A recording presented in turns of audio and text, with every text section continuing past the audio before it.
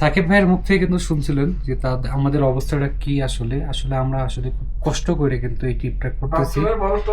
আর already যদি আমরা বাথরুমের দিকে দেখি, পানি রাখা ছিল, বাথরুমের পানি কিন্তু বরফ হয়ে গেছে অর্ধেক। আর রোডে যা দেখছি তা বলার হতো না, মনে হচ্ছিল যে এটা স্যাটেলাইট দেওয়া আছে। ওই ব্যাপারগুলো দিয়ে যদি এদিকে তো যা দেখছে তার ভাষায় প্রকাশ করার মতো না। তো অনেক কষ্ট হচ্ছে, কষ্ট হওয়ার পরেও আমরা কিন্তু এই যে একটু হাসলে শরীরটা গরম হবে, এই জন্য আর কি একটু কথাবার্তা বলতেছিলাম। আর আপনারা যারা নভেম্বর মাসে লাদাখ রাইড আসতে চান, একদমই আসার দরকার নেই। কারণ কি?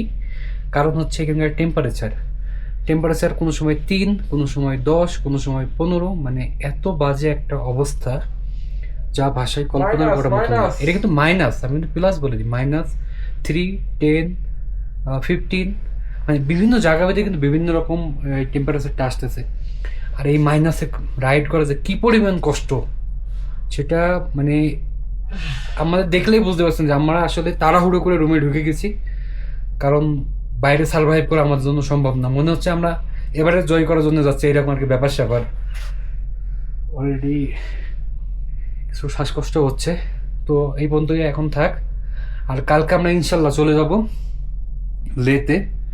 আর কোথাও দাঁড়াদাঁড়ি নাই, অনেক রাস্তা আছে। আর সবচেয়ে বড় কথা, যে কথাটা এখন সাকিব ভাই বললো, লতে লাজু আর লতে লাদাখ, এটা মনে রাখ।